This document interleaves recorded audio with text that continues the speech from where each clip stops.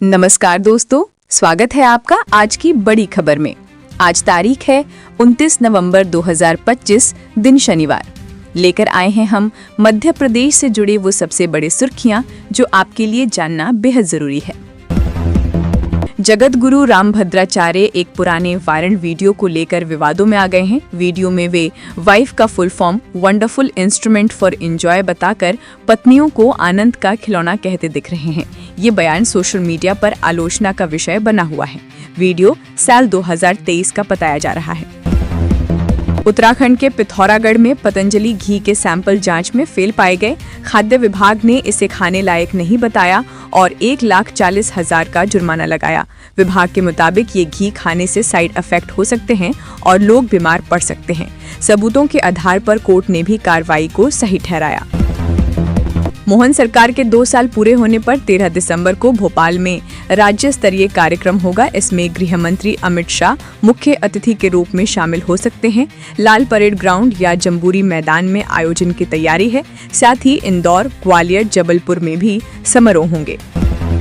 रायसेन में 6 साल की बच्ची से रेप की आरोपी सलमान का पुलिस ने एनकाउंटर किया। गांधीनगर से ले जाते समय वो भागने लगा और पुलिस पर फायरिंग की तो पुलिस ने उसके पैर में गोली मारी। उसे भोपाल के अस्पताल में भर्ती कराया गया है। घटना के बाद प्रदेश भर में भारी विरोध, फोर्स तैनाती और पत्थरबाजी हुई थी। इंदौर प्रशासन ने मकर संक्रांति से पहले चाइनीज मांझे की बिक्री, भंडारण और इस्तेमाल पर बैन लगाया है। कलेक्टर शिवम वर्मा ने कहा कि चाइनीज मांझा लोगों और पशु पक्षियों के लिए जानलेवा साबित हो रहा है।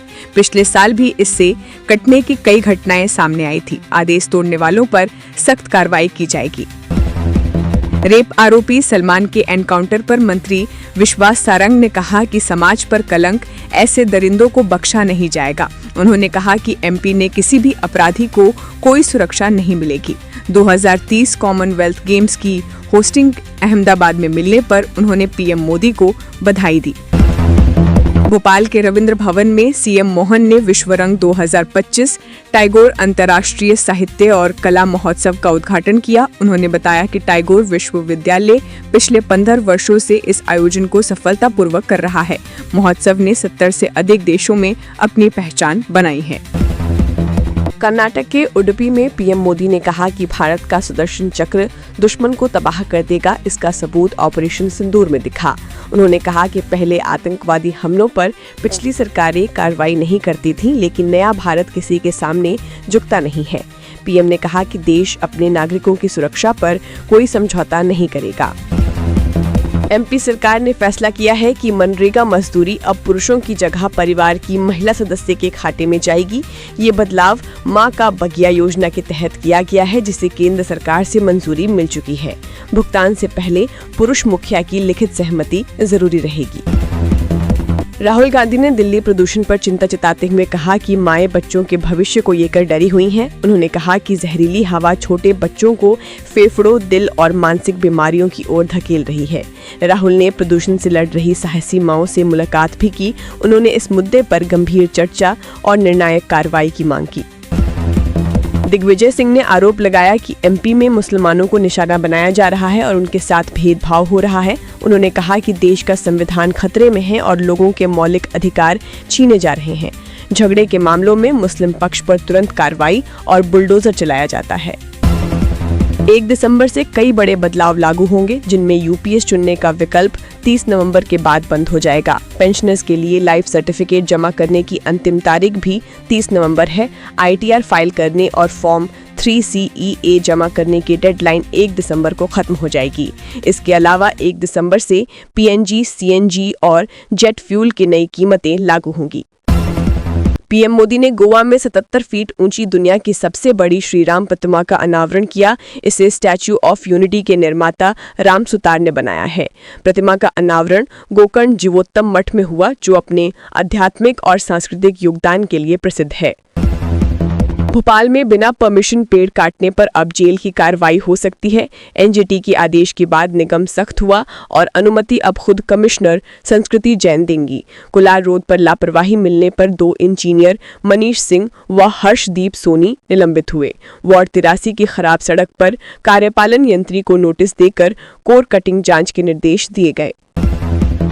10वीं पास के लिए नौकरी, 80,500 रुपए तक salary. MP power generating company ने प्लांट असिस्टेंट के 90 पदों पर भर्ती निकाली है, जिसमें केवल पुरुष आवेदन कर सकेंगे। 53 पद मैकेनिकल और 37 इलेक्ट्रिकल ट्रेड के हैं, जिसमें 10वीं पास व संबंधित ट्रेड की ITI जरूरी है। आवेदन 1 से 30 दिसंबर 2023 तक ऑनलाइन होंगे। फीस सामान्य वर्ग के लिए 1200 रुपए और आरक्षित वर्ग के लिए 600 रुपए रखी गई है।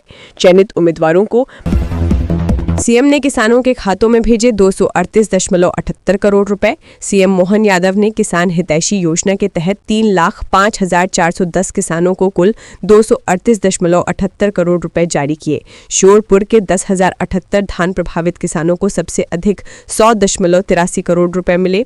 हरदा के 95,989 किसानों को सोयाबीन क्षति पर 71.52 करोड़ रुपए और विदिशा के 51,830 किसानों को 29.15 करोड़ रुपए का भुगतान हुआ।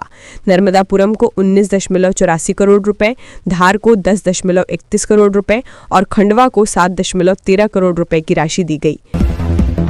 कांग्रेस में करारी हार के बाद अंदरूनी संकट गहरा गया है। बिहार की हार और कर्नाटक में सीएम पद को लेकर विवाद बढ़ता जा रहा है। वरिष्ठ नेता राशिद अल्वी ने इसके लिए केंद्रीय नेतृत्व को जिम्मेदार ठहराया। उन्होंने कहा कि राहुल गांधी से मिलना मुश्किल है और वे पहुंच से बाहर हैं। अल्वी की मांग है कि पार्टी की कमान प्रियंका गांधी को सौंप दी जाए। पप्पू और पप्पू की मम्मी की सरकार खत्म हो गई। सीएम मोहन यादव ने कांग्रेस पर निशाना साधते हुए कहा कि कांग्रेस भावांतर का पैसा नहीं देना चाहती थी।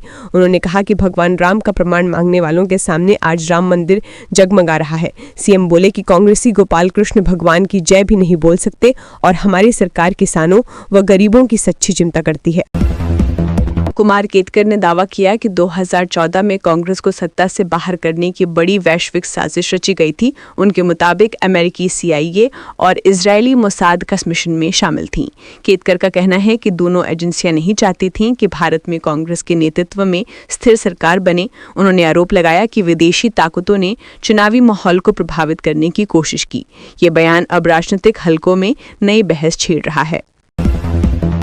MP विधानसभा का शीतकालीन सत्र 1 दिसंबर से शुरू होगा। सत्र से पहले कांग्रेस ने 30 नवंबर को भोपाल में विधायक दल की बैठक बुलाई है। नेता प्रतिपक्ष उमंग सिंघार शाम 7:30 बजे विधायकों से रणनीति पर चर्चा करेंगे।